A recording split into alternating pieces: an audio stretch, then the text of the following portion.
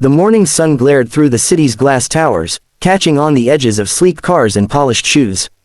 But for Emily Carter, walking toward that shimmering building, the tallest in downtown Los Angeles, it felt like walking into another world. Her dress, faded at the seams, hung a little loose. Her shoes had been mended twice, once by her and once by a neighbor who took pity on her. She clutched a worn brown folder to her chest, the only thing that looked professional about her, and whispered under her breath, "This is it. My one chance." She had spent the last of her savings on the bus ticket to get here. The job opening at Sutherland & Company, one of the most prestigious design firms in the country, had felt like a miracle. She didn't have fancy clothes or a polished resume, but she had something no one could see on paper, a determination forged by years of struggle. The lobby was all glass and marble, a cathedral of success. The scent of expensive perfume hung in the air.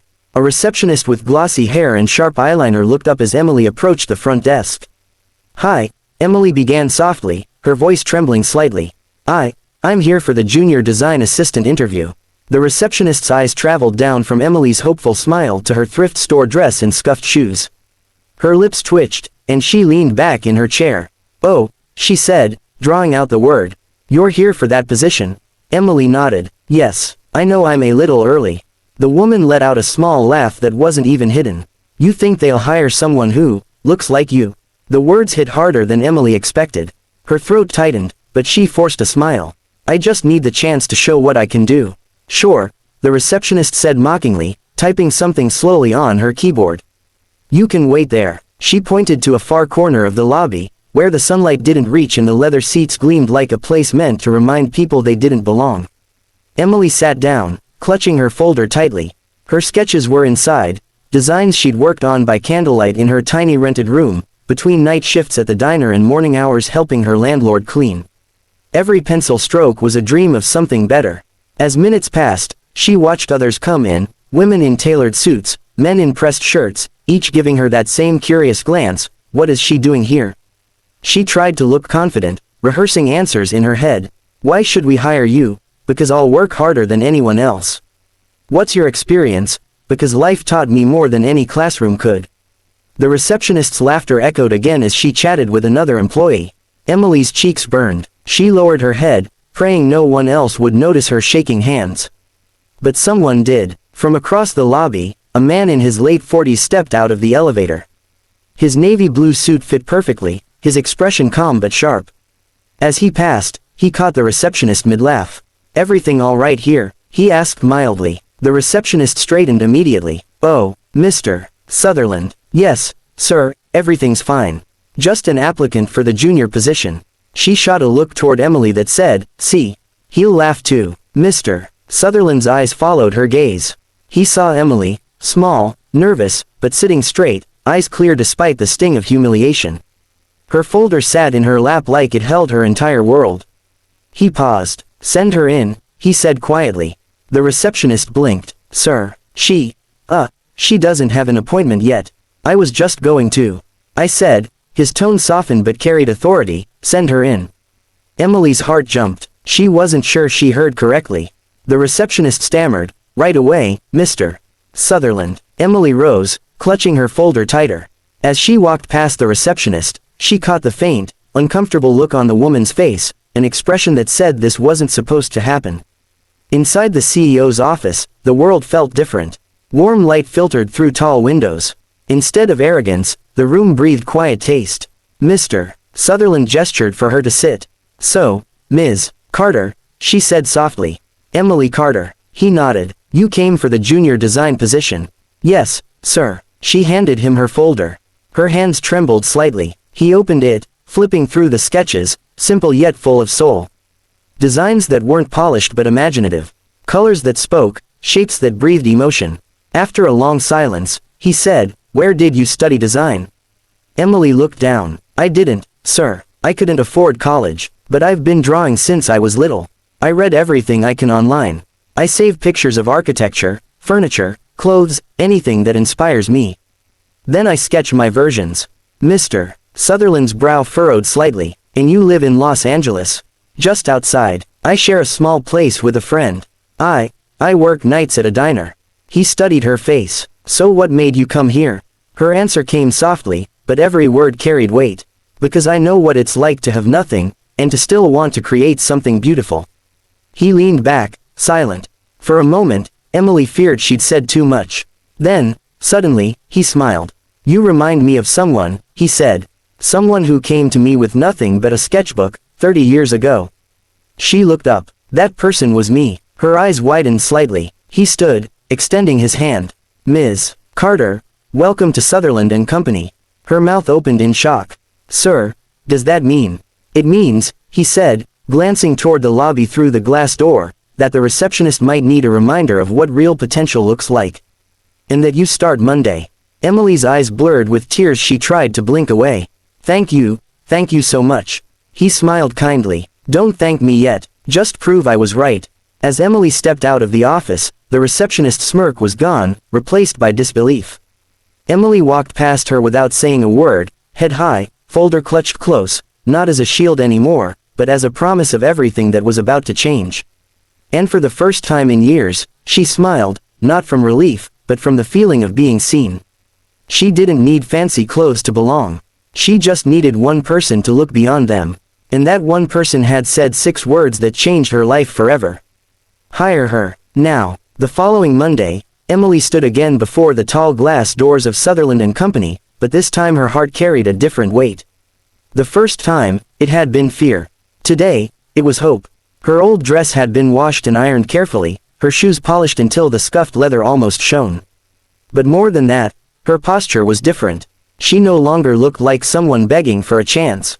She looked like someone who had won, and was determined not to waste it. Inside, the same receptionist gave a tight, polite smile. Good morning, she said stiffly.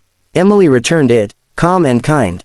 Good morning, she replied, as if the sting of that first day had never existed. The HR officer soon came down, beaming warmly. You must be Emily Carter. Mr. Sutherland spoke highly of you. Come, let me show you around. As Emily followed her through the glass hallways, she felt the weight of eyes again, but this time, they weren't mocking. They were curious. Whispers rippled softly. That's the girl the CEO hired himself. She doesn't even have a degree, I heard. He must have seen something in her. And, though the murmurs reached her ears, Emily kept her chin up.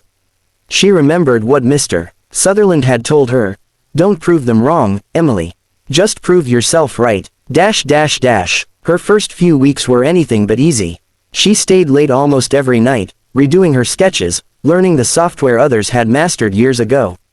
While most left at 5, she was still at her desk when the janitor came by. Some colleagues were polite, others kept their distance. But Emily didn't need their approval.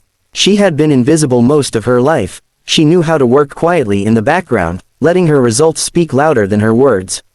At lunch, she'd often sit alone, scrolling through design tutorials on her cracked phone, saving every tip she could find. One afternoon, while everyone else laughed over coffee, the head designer, Clara Jennings, passed by and paused at Emily's desk. You're the CEO's special project, huh? She said with a wry smile. Emily looked up, unsure if it was kindness or mockery. No, ma'am, just someone trying to learn. Clara studied the sketches on Emily's table, rough but full of imagination. You've got an eye for space, she admitted. You just need technique. Come to my studio after work tomorrow.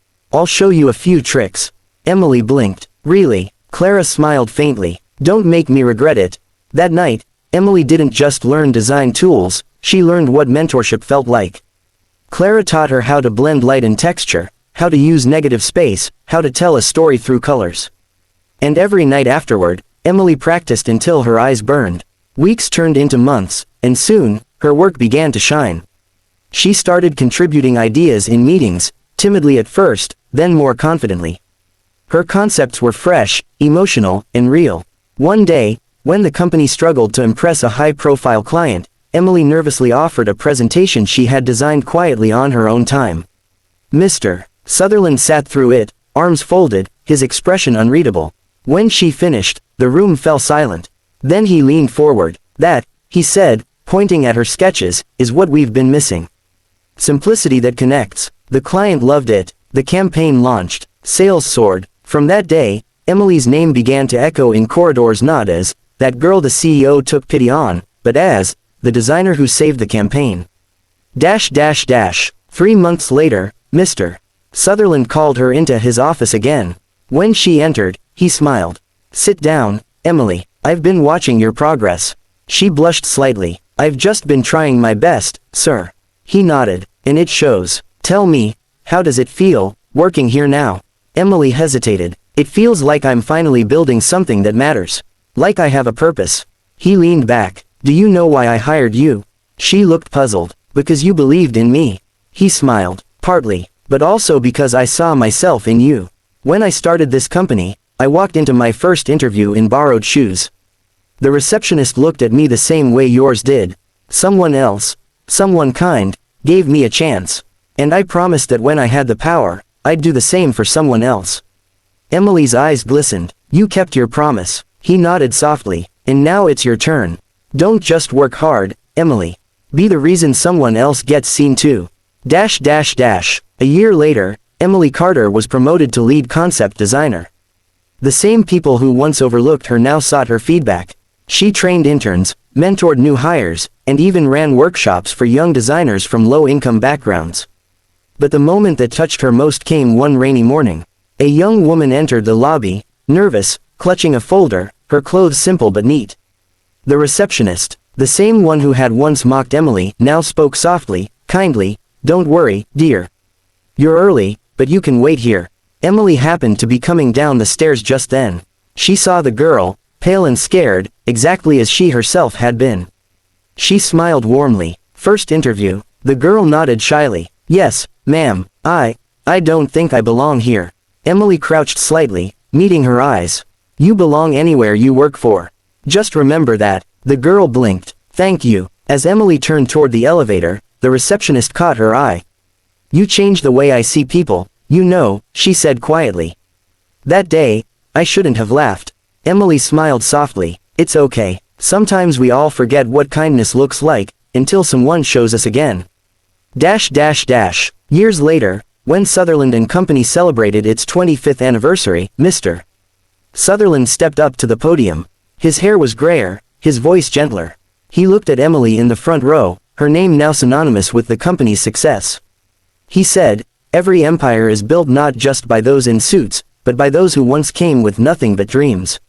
Emily Carter reminded me that greatness doesn't wear labels, it wears courage. The room rose in applause, and for a moment, Emily's eyes found his. They shared a silent understanding. The promise that had begun years ago in a lobby filled with laughter and judgment had come full circle.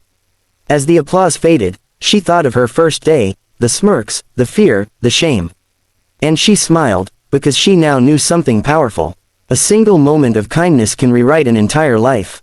And sometimes, it takes just 6 words to change destiny forever. Hire her, now. Don't ever judge a person by their clothes, their accent, or where they came from. Every dream deserves a chance. If this story touched your heart, share it, because you never know who might be waiting for their chance to be seen.